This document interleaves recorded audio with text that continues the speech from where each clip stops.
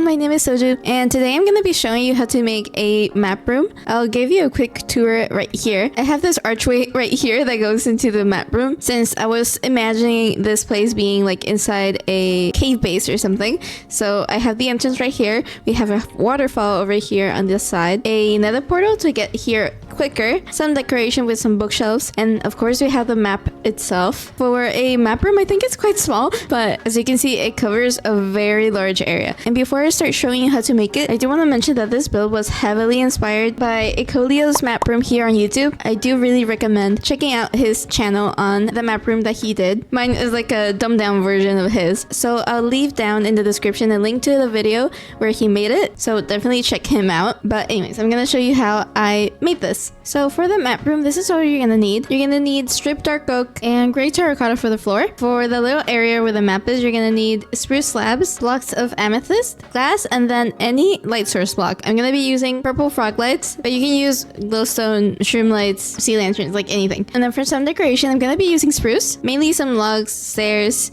We already had the slabs, some fences, and some trapdoors, moss, and azalea leaves. And then for the rest of the walls, you're gonna need a lot of stone. I'm gonna be using normal stone for this, some stairs, and some slabs to go with it. And then for this area, you can see over here, some chiseled bookshelves and normal bookshelves. If this is too expensive because you have to use books for them, regular bookshelves work just as well. Then some lanterns to light the place up. Of course, a bunch of item frames and a bunch of maps for the map itself. So for the map room itself, I really do recommend finding yourself a lush cave to make your life a little bit easier. That's what I did, as you can see. I just went into one corner and then built off the rest of the walls out of thin air to make it look like part of the cave. And that's what I'm gonna be doing in this tutorial, by the way. But of course, if you haven't found any lush caves in your world, you can always dig out a space for your map room. It's gonna depend on how big you want the map itself to be. I made this a little bit smaller just because my map was on the smaller side. So as you can see, I found myself a nice section of a lush cave. I think I'm gonna use this corner since there's no water nearby, and it's gonna make it a little bit easier for us to terraform. So to start off, I'm gonna prep this entire area, and if you're not making this in a lush cave, you can just dig out a hole of any size that you like. We want it to be natural, so it doesn't have to be perfect like at all. So what I'm gonna do first is grab some stone and make a little layout for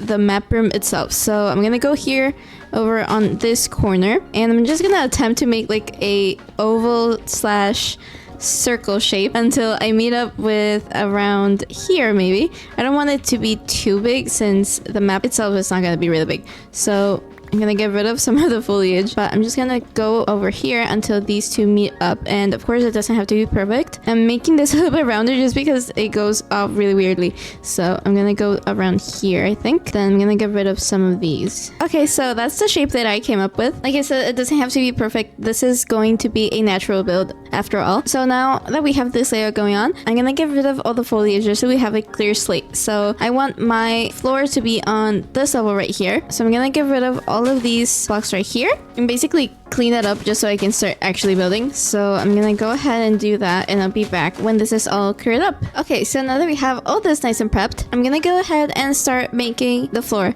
So for the floor, I'm gonna be using the stripped dark oak and gray terracotta, and I've said my floor was gonna be on this level, so it doesn't really matter what level you make it on, but that means I'm gonna have to clear out this entire area that we see over here.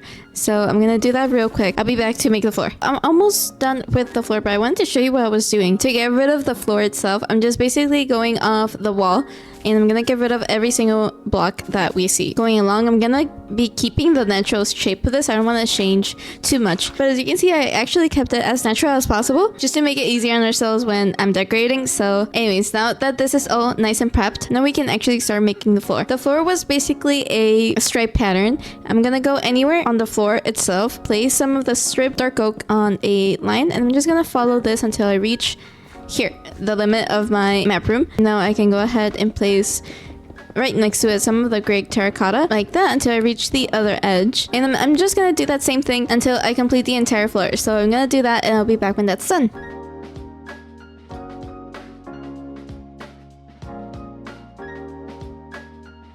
Okay, Okay, so the floor is now all done, and I'm gonna move on to making this wall. So if you're making this in a cave like I am, I'm gonna show you how I did the wall, but if you dig this space out instead, you can just go ahead and skip. I'll put the timestamp on the screen right now if you want to go ahead and skip to that part of the video, but for now I'm just gonna show you how I made the wall itself. So to make this easier myself, I like to build these blocks up all the way until I reach the roof itself. So I'm gonna go ahead and do that. There might be some glow berries in the way. You can just get rid of those just because they can get a little bit annoying when you're filling this up. So I'm just gonna go ahead and build all of these up until I reach the roof, and it's just gonna be looking like this for now. It's just a plain wall. So I'm gonna do that with all of these, and I'll show you how it looks like once I'm done. So that's all done, and as you can see, I basically just built out that layer that we had over here all the way up until I reached the ceiling. Now I'm gonna go ahead and make this look like an actual cave. So I like to go in the corners first, and I am gonna be covering a little bit of the floor itself. So I like to go here in the corners and just build it up randomly, just a little bit, to make the transition from the wall and the floor itself a little bit smoother. So I like to go here in the corner and just make some funky shapes with it. I think we've all seen how Minecraft caves generate, so I'm gonna go ahead and do this all over the bottom area. So I'm just gonna go ahead and do that same thing on this side. So over here, I like to go ahead and place some taller than others. So I came up with something like this, and I'm gonna do that same thing but like on the opposite side, so above. And again, I like to go on the corners and just build that out a little bit. And if you're making this on a lush biome like I am, the glow berries can get a little bit annoying, but I'm just gonna build these out until I find something that looks natural. And sometimes I like to bring these a little bit more down. So here I was making like this little weird shape over here just to add a little bit more dimension to the wall itself, just because it was looking very flat. But I like to do that a little bit. So over here, maybe like this. And I also like to blend it out a little bit more into the roof itself. So I'm gonna get rid of these and place a little bit more stone over here. There we go. I think that looks a little bit better. This looks a little bit weird and like too symmetrical. So I'm gonna place some blocks here in the middle to basically disrupt that. Okay, so that wall is all done, but I wanted to show you what I do over here because I have this little part of the cave that sunks in a little bit, but I'm basically gonna do the same thing over here. So I'm gonna follow this ledge that we have and build up the wall itself until I reach the ceiling, just like we did on the other part. So I'm gonna do this along the edge of this, like this, and now we have that closed off. And I think we have a little cave over here too. So I kind of already limited this a little bit earlier, so I'm gonna do that real quick and just close this off basically. And with that, we have a nice enclosed cave. And then here at the top, I'm gonna do the same thing we did over here. So blend it out a little bit like this, just to make it look a little bit more natural. Maybe fill in some of those holes and go down a little bit. There we go. That looks a little bit better. Now, this is very optional. I don't like the look of these mixed stones. So like all of this diorite, deep slate. I think I had some granite. Yeah, some granite over here. I'm gonna get rid of those. And the way I do it, I just go ahead and replace these with stone. I think the stone looks a lot better. So I'm gonna do that. Obviously, if your cave is already made out of stone, you have to do this part. But I'm gonna go ahead and do that just so everything looks a little bit more consistent. And over here we have some floating gravel. So that's gonna happen.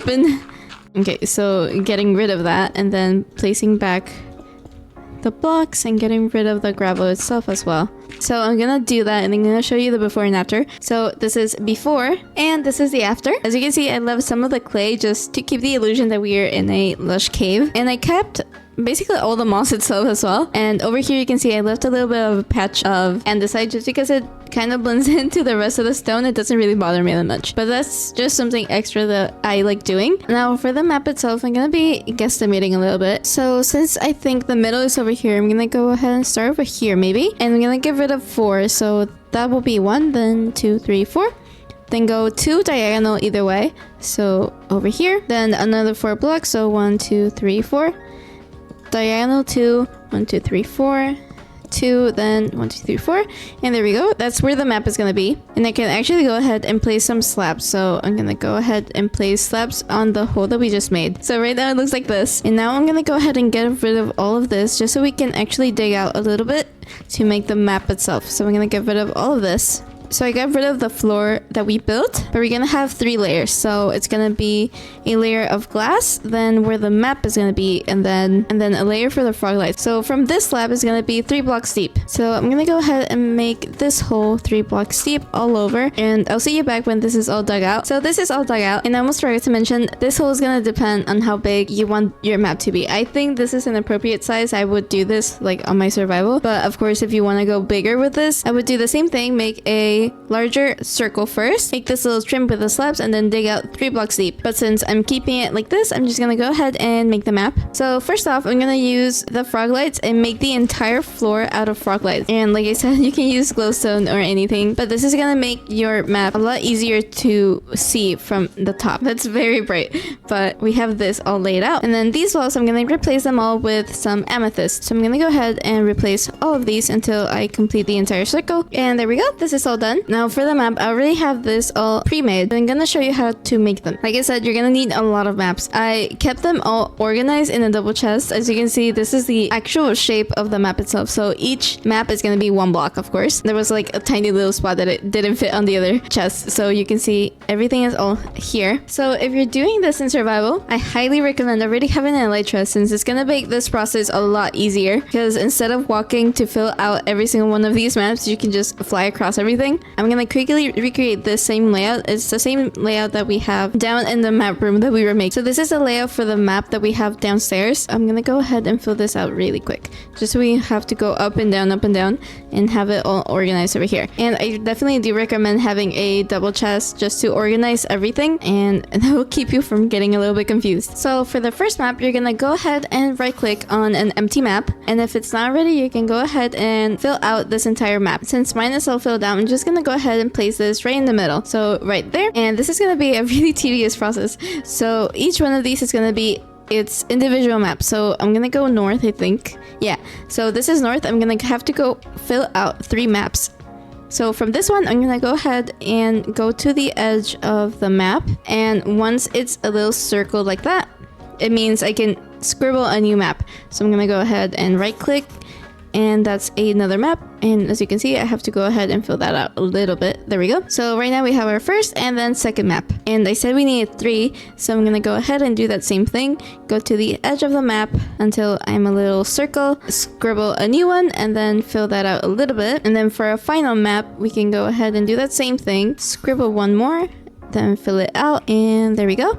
I'm gonna go ahead and go back to where it was, and there we go. I said we needed 3 maps, so this is our original one, then 3 additional maps. So I will go right here, right there, and then right there, and there we go. That's all nice and mapped out, and I like to go and do that on each one of these sides. So what I like to do is go ahead and go to the first map as well, and then this time I'm gonna be going west. So again, I'm just gonna go until I reach the edge of the map. Then I'm a tiny circle, scribble that, and this is where the process gets a lot more tedious. You're gonna do that until you fill out the entire map area. So over here, I think I needed like 4 maps. So we have 2 right now, and there we go. I just filled out all the maps that we needed. So I'm gonna go back and place them where they belong. So as you can see, I needed 4 maps, and we have the 4 maps all filled out. So this would be the first one, then second, third, and fourth. And there we go. This is all nice and laid out. So as you can see, I like to fill out first north, south, west, and east first, and then do the corners last, just because I find it a little bit easier to not get confused. But since I'm filling up this layer over here, I'm gonna go ahead and grab my first map, go over to where the map is. So it should be over here. There we go. Then I'm gonna go west and fill that up over here. So there we go. I'm a little circle now. Gonna scribble an empty map, fill that out, and do that same thing. And there we go. We have all of our maps all filled out. So this was our first map. We have our second, third, fourth, and fifth. As you can see, we just filled that entire area up. So this is where the tedious part begins, and you're gonna have to fill out every single one of these. So luckily I already made that easier for myself, and I already have this all filled out. So I'm gonna grab all of these maps. So if you kept them organized like I did, you can go ahead and grab the first row of these. So I'm gonna grab those 4 and then go and place them down in the map room. So now over here in the map room, I can go ahead and place my item frames and then place each one of the maps that I have. So over here, then back over here, grabbing my next row of maps in that same order, and then placing that back over here. So my item frames, and then each one of these can go over here. So I'm just gonna repeat the entire process until I fill all of this up. So I'll be back when that's all done.